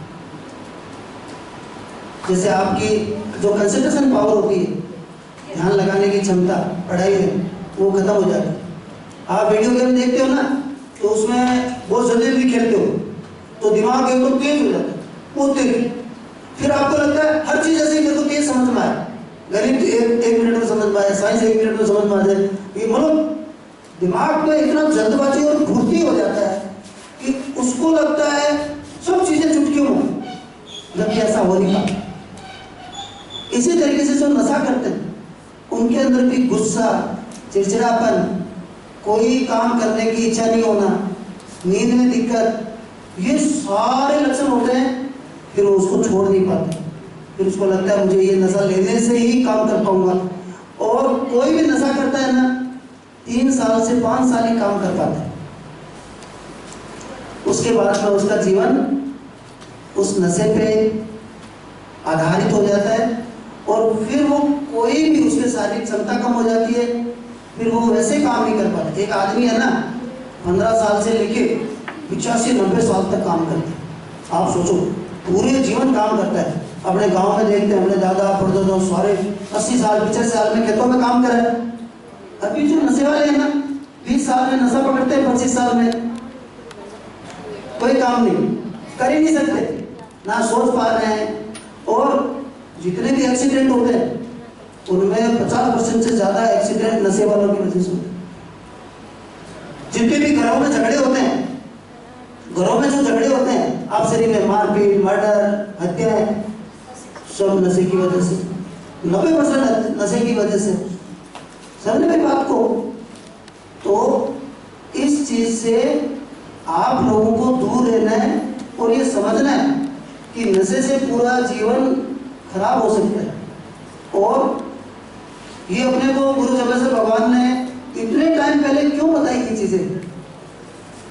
इसलिए बताइए कि जिस घर में एक भी नशा करता है उस घर में कोई सुबह नहीं नहा सकता, हवन नहीं हो सकता, नियमों पे नहीं चल सकते। जीव जंतु जो प्रकृति है जो अपने साथ जुड़ी हुई है उसकी कोई रखवाली नहीं कर सकता। आपके सारे विचार एक नेगेटिव डायरेक्शन में चले जाते हैं, ठीक है ना। और फिर ये जितने भी आप देखते हो, जितने समाज में अपराध हो रहे हैं, जितने समाज में ये जो पेपर आउट हो रहे हैं, जितने समाज के अंदर स्मगलिंग आए दिन नशे के व्यापार कर रहे हैं, इससे नाम खराब होता है ना समाज का, अच्छे लोगों का, अच्छे युवाओं का, जिसने मेहनत करी जीवन में, उन लोगों को कितना बुरा लगता है। समझ रहे मेरी बात को? तो जीवन में एक ही लक्ष्य बनाओ कि जो भी अचीव करना है वो मेहनत से करना, मेहनत के अलावा जो मिलेगा वो उसमें संतुष्ट होंगे, लेकिन मेहनत के अलावा कुछ भी नहीं। तो मेहनत करो और नशे बिल्कुल मत करो, नशे का किसी भी तरीके का नशा। इससे क्या होता है नशे का मैं प्रभाव बताता हूँ तुम्हें, तुम छोटी क्लास के बच्चे हो फिर भी मैं बताता हूँ कि अपन संतरा गोली खाते हैं या बाजार में जूस पी के आते हैं, या जैसे मार्क्स आते हैं अपने 10 में से 10, अपने को खुशी होती है ना, अच्छा लगता है ना कि माँ बाप कहते हैं बहुत बढ़िया बेटा तूने बहुत बढ़िया नंबर लाया, तो हैं चल तेरे को आइसक्रीम खिला के लाता हूँ, तो अपने को बहुत बढ़िया लगता है। इसमें क्या होता है ब्रेन में कुछ न्यूरोट्रांसमीटर रिलीज होते हैं और वो अपने को अच्छा महसूस करता है, वो अपने को अच्छा महसूस करता है, लेकिन वो बहुत कम मात्रा में रिलीज होते हैं ब्रेन में। जैसे मान लो 2 यूनिट, 5 यूनिट, 7 यूनिट, तो अपने को अच्छा लगता है। नींद लेके उठते हैं सुबह तो अपने को बहुत अच्छा लगता है, क्योंकि वो मैंने भी बताया न्यूरोट्रांसमीटर डोपामाइन की वजह से अच्छा लगता है अपने को। और नींद के अंदर पूरी माइंड और बॉडी बिल्कुल रिलैक्स हो जाते हैं, तो दूसरे दिन फिर आप दौड़ भाग कर सकते हो, फिर आप दौड़ भाग कर सकते हो। नशे से क्या होता है, वही न्यूरोट्रांसमीटर जो मैं बता रहा हूँ केमिकल, वो 1 लाख गुना 2 लाख गुना रिलीज हो रहा है ब्रेन में। जो 5-10 यूनिट रिलीज होना चाहिए वो 1 लाख गुना 2 लाख गुना रिलीज हो रहा है। अब मान लो बिजली के तार होते हैं, 11 केवी वाली लाइन है और उसमें 33 केवी वाली लाइन जोड़ दो, या अपने घरों में जो लाइन आती है 220 वोल्ट, इसमें अगर बड़ी लाइन जोड़ दो यार, क्या होगा? धमाका। इसी तरीके से ब्रेन के अंदर भी धमाका हो जाता है, ब्लास्ट होते हैं, छोटे छोटे ब्लास्ट होते ही रहते हैं, धमाके होते रहते हैं जो भी नशा करता है। और धीरे धीरे उसके सोचने समझने की क्षमता, याद रखने की क्षमता, मन अच्छा रहने की क्षमता खत्म हो जाती है। फिर कई जो नशा करते हैं ना हमारे पास आते हैं, सब मन लगता ही नहीं है, कोई ऐसी दवाई जो मन अच्छा हो, मन होता ही नहीं। जब आपके दिमाग के जो सारे जो कनेक्शन है, सर्किट है, वो सारे सर्किट उड़ गए, अब आप बढ़िया महसूस कर ही नहीं सकते ना, कोई दवाई कैसे दे सकता है, बढ़ा सकता है। इसलिए जो खुशी तुम लोग अपना कपड़े प्रेस करने में, कपड़े धोने में, अच्छे नंबर लाने में, अच्छी राइटिंग लिखने में, क्लास में खड़े होकर गुरुजी को आंसर देने में जो मिलती है ना, उस खुशी से बड़ी खुशी कोई दुनिया में हो नहीं सकती। उसमें खुश रहने की कोशिश करो। 4 बच्चे मिले, खेलो, क्रिकेट, फुटबॉल, कुछ भी, इसमें खुश होने की कोशिश करो। इस तरीके की खुशी नहीं घर से झूठ बोल के, पैसा चोरी करके, कुछ फालतू की चीजें खा के, गुड़िया खा के, पैकेट खा के, ये सबसे बचो। एक खाने पीने का मैं बताना चाहूँगा, आजकल बहुत चलन हो गया पैक्ड फूड का। देखो पहले सब लोग नाश्ता करते थे, रात की बाजरे की रोटी, गेहूँ की रोटी गर्म करके उसको दही और दूध के साथ, और उससे भूख नहीं लगती थी दोपहर 12 बजे तक। आजकल क्या खाना है? बिस्कुट, ब्रेड और सब मतलब मैदे का चीजें और पैक। अब आप सोचो, कोई भी खाने पीने की चीज अपन रात के खाने वाली चीज सुबह नहीं खाते, रात को जो बनाई, और बाजार में ऐसे पैकेट पड़े 1 महीने से, उसको खाए। पूरी दुनिया में सबसे अच्छा खाना अपने हिंदुस्तान में खाते हैं अपने। सारे देशों के लोग फ्रीज में रख लेते हैं 7 दिन का खाना, 10 दिन का खाना। अपन लोग सुबह नाश्ता अलग, दोपहर में खाना अलग, शाम को खाना अलग। ये सबसे अच्छा है, सबसे पवित्र है। इस खाने को अपना जैसे खाने खाते आए ना सब लोग पीढ़ियों से, उसी खाने की प्रशंसा किया करो। उसमें क्या होता है, मोटा धान होता है, बाजरा, गेहूं, ये जो होते हैं ना, इससे पेट की कोई भी बीमारी नहीं होती। और ताकत, ताजा खाने की ताकत बहुत होती है। सुबह अगर बाजरी रोटी नहीं खा लोगे ना, दोपहर तो शाम तो भूख नहीं लगेगी। समझ में बात को? तो कम से कम पैक्ड फूड खाओ, बनाना सीखो, छोटा मोटा खाना घर पे ताजा बना के खाओ। कुछ भी बनाओ, चाहे ओट का दलिया बनाओ, चाहे कुछ भी आपको बनाना आता है वो बनाओ, ताजा बनाओ, वो खाओ, वो आपकी हेल्थ के लिए बहुत अच्छा है। ठीक है ना? और इसके अलावा बच्चों कुछ पूछना चाहते हो?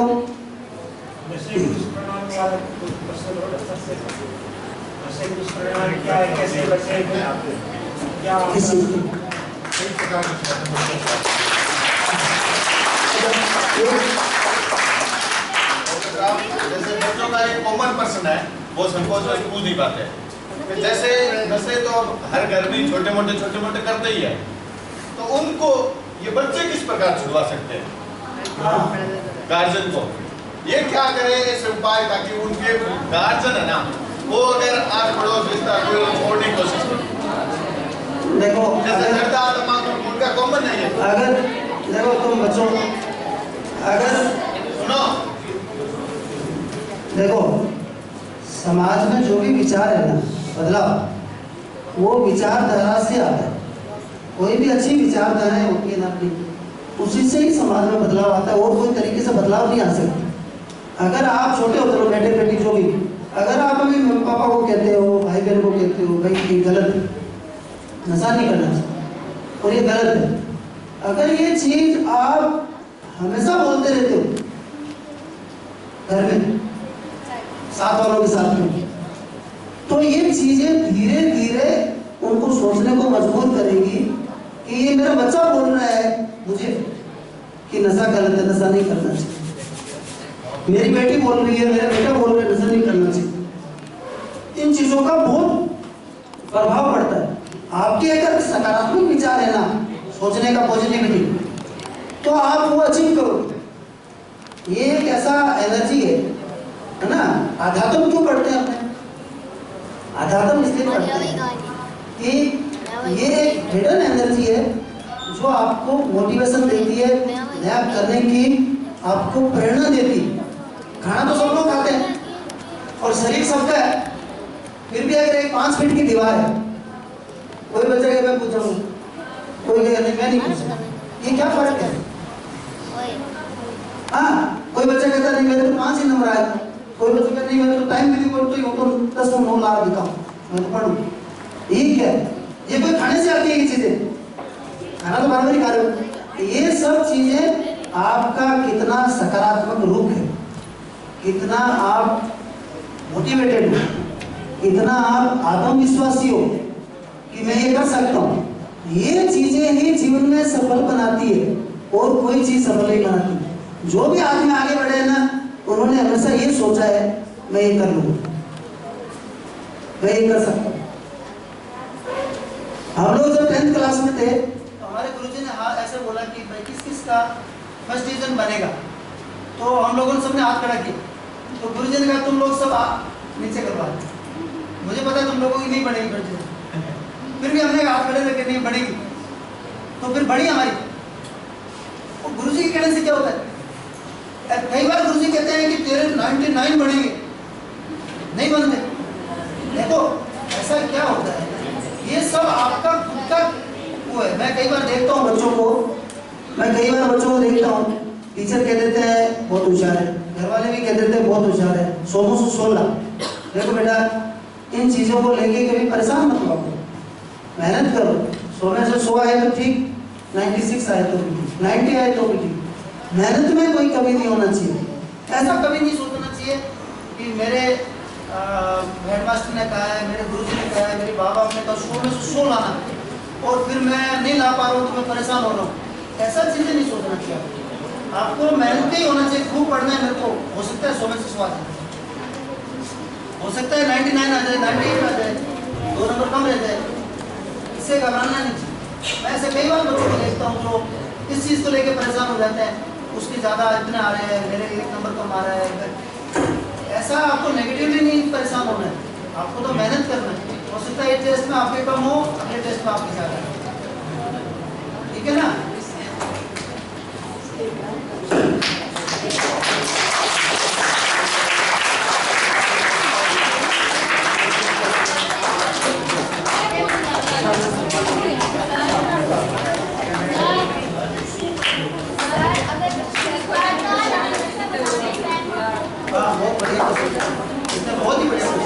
हेलो, एक बेटी पूछ रही थी कि दुनिया में नशे का प्रोडक्शन बंद हो जाए।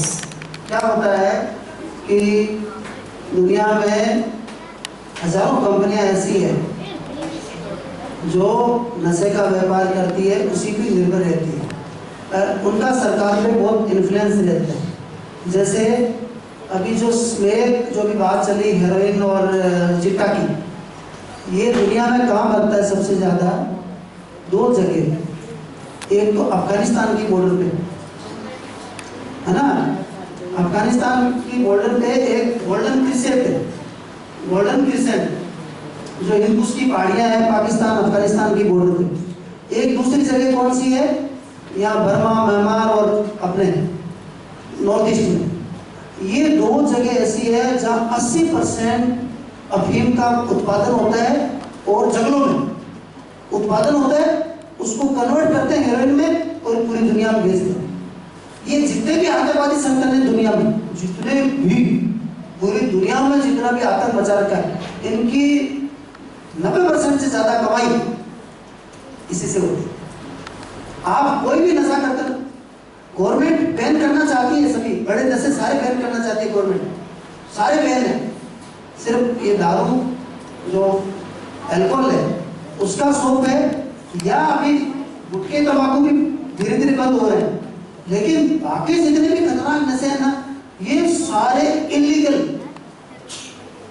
तरीके से आते हैं और जाते हैं। जैसे अफगानिस्तान से पाकिस्तान में आता है, पाकिस्तान से इंडिया में, पंजाब की बॉर्डर से, राजस्थान की बॉर्डर से वो फेंकते हैं, ऐसा धंधा करते हैं। उधर से समुद्र के रास्ते से गुजरात में, महाराष्ट्र में, केरला में उधर अंदर भेजते हैं, ऐसे करके नशा पहुंचता है सब जगह। इसमें रैकेट बने हुए हैं और जितने भी आतंकवादी संगठन है ये सारा उनको कमाई इसी चीज की है। सारे हथियार हेरोइन बेच के इनसे हथियार खरीदते हैं। आईएस का नाम सुना होगा आपने, आतंकवादी संगठन है, ये तालिबान है। और इंडिया के अंदर नक्सलाइट है ना, नक्सलाइट, ये नक्सलाइट क्या करती है? झारखंड और ये छत्तीसगढ़ और कुछ महाराष्ट्र के एरिया, कुछ आंध्रा के एरिया, इसमें जंगलों में जंगल इतने गहरे हैं और जंगलों में वही लोग रहते हैं और वो लोग इसको अफीम की खेती करते हैं और चोरी छिपे उनको हर जगह बेचते हैं। उसके बदले में पैसा आता है, उससे हथियार लेते हैं, अपने जवानों के खिलाफ वो हथियार यूज होते हैं। बॉर्डर पे जितनी भी प्रॉब्लम होती है ये सारे वही आतंकवादी संगठन है जो ये पहले तो नशा भेजा, यहाँ के युवाओं ने नशा खरीदा पैसा दे देंगे और उसी पैसे से उन्होंने हथियार लिया और वो अपने जवानों को मारे। ये पूरी दुनिया में, अमेरिका खुद पीड़ित है इससे, अमेरिका खुद पीड़ित है। मैक्सिको में आप पढ़ोगे ना उसका हिस्ट्री पूरा, तो आपको लगेगा कि अमेरिका भी बहुत परेशान है इस चीज से। अब क्या करें, युवा वर्ग इस आदत में पड़ गया। अपने को सबको बचना चाहिए, अपने को। अभी आपने क्या देखो ऐसा है, मैं एक बात बताना चाहता हूँ बच्चों, अपना जो भी पहचान है अपने समाज की, वो अपने कर्मों से, गुरु जागो जी ने जो नियम दिए उन नियमों पे चलते ही पहचान है, वरना अपनी कोई पहचान नहीं है। घर में गले में माले लो पहले वो पहचान को नहीं है ना। तो मैं कई बार देखूं फुल नशा करे, मुंह भरूड़ो है तंबाकू, घर में जागो जी की मादली पर रात मुझे की मादली है। मैं तो कई बार भाई छुपा रखो देखो क्लियर होते, मतलब अपनी जो भी पहचान है, आज अपन अच्छा स्वास्थ्य है, चमकते हुए दिखते हैं, घी दूध खावाना है, अच्छी हेल्थ है, ये सारे के सारे क्यों हुआ? क्योंकि अपना खान पान शुद्ध है, नशा नहीं करते, इसलिए। अब धीरे धीरे क्या हो रहा है?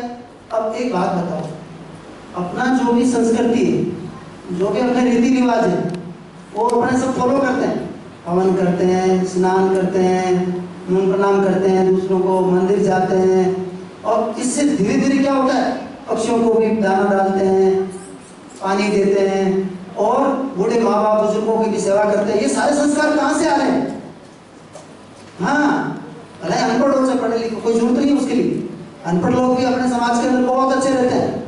दूसरे मैं देखता हूँ, कंपैरिजन करता हूँ, दूसरे समाज के विद्वान आदमियों से अपने अनपढ़ आदमी एकदम नया नया एकदम साफ रहता है, बढ़िया, मुझे बहुत बढ़िया लगता है। मैंने कहा कितना संस्कारित है। ये संस्कार अगर आप नशा चालू कर दोगे ना, उस दिन से खत्म, आपकी पहचान खत्म, आप अगली पीढ़ी के लिए कुछ भी नहीं लेके आओ। आज मैं नशा नहीं करता, मैं तुम्हारे लिए ये बातें लेके आया, कल तुम नशा नहीं करोगे, अगली पीढ़ी के लिए तुम लेके जाओगे ये बातें। ये चला आ रहा है और ये चलता रहेगा ना, तभी अपन लोग दूसरे समाज कहते हैं बहुत बढ़िया हो तुम लोग, पेड़ों के लिए जान देते हो, नशा नहीं करते हो, चाय नहीं पीते हो, मतलब तुम लोगों का प्रोग्रेस बहुत अच्छा है, तुम लोगों के विचार बहुत अच्छे हैं। ये विचार क्यों बनते हैं? अपना भी बनते हैं। आप जब गन्ना खाओगे नहीं तो अपना भी आप अपनी संस्कृति से जुड़ोगे, अपने समाज से जुड़ोगे। नशा करोगे, शाम को किसी से नहीं मिलना, कहीं नहीं जाना, किसी प्रोग्राम में नशा किया बैठे हो, धीरे धीरे आप असामाजिक होगे। तो ये सबक ले कि किसी तरीके का नशा, हाँ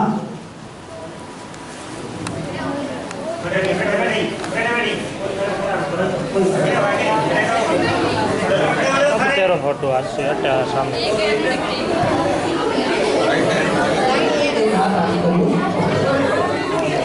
अरे बच्चों कर दूँ। मैं शपथ लेता हूँ कि आज के बाद मैं किसी भी प्रकार के नशे और नशे के उत्पाद का सेवन नहीं करूँगा, ना ही इसका संग्रह और व्यापार करूँगा। मैं मेरे समाज में नशा के विरुद्ध होने वाले अभियानों में बढ़ चढ़ के भाग लूंगा। मैं इस समाज को नशा मुक्त बनाऊंगा। धन्यवाद।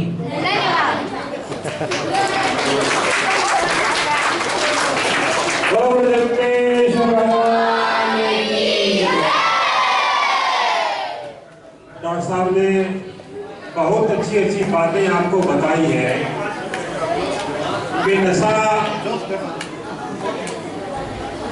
एक इस प्रकार बिजली के करंट के समान है। जैसे बिजली का करंट है, चाहे जाने में और चाहे अनजाने में हाथ लग गया वो आपको मार कर ही छोड़ेगा। और जिसके करंट लगा हुआ है वो एक ही काम कर सकता है कि दूसरे को करंट लगा सकता है, ना खुद छूटता है और आगे दूसरों को मौत प्रदान करता है। इसलिए बहुत सावधानी में, अनजाने में भी आपसे गलती हो सकती है, जानबूझकर उससे बहुत सावधान रहने की जरूरत है। डॉक्टर साहब ने बहुत अच्छी अच्छी बातें बताई। आगे भी कार्यक्रम हम डॉक्टर साहब को बुलाते रहेंगे। किसी प्रकार की परेशानी आपको होगी तो इनसे मिलते रहेंगे। किसी भाई ने और नशा पकड़ लिया है उसको समझाओ, वो डॉक्टर साहब के पास भेजो, वो उनको दवाई देंगे, उनको मानसिक जो भी उनका रोग है, जो कमजोरी उसके बारे में बताएंगे। हमें नशा मुक्त समाज का निर्माण करना है। पुनः अपने डॉक्टर साहब यहाँ पर बताने का बहुत बहुत धन्यवाद।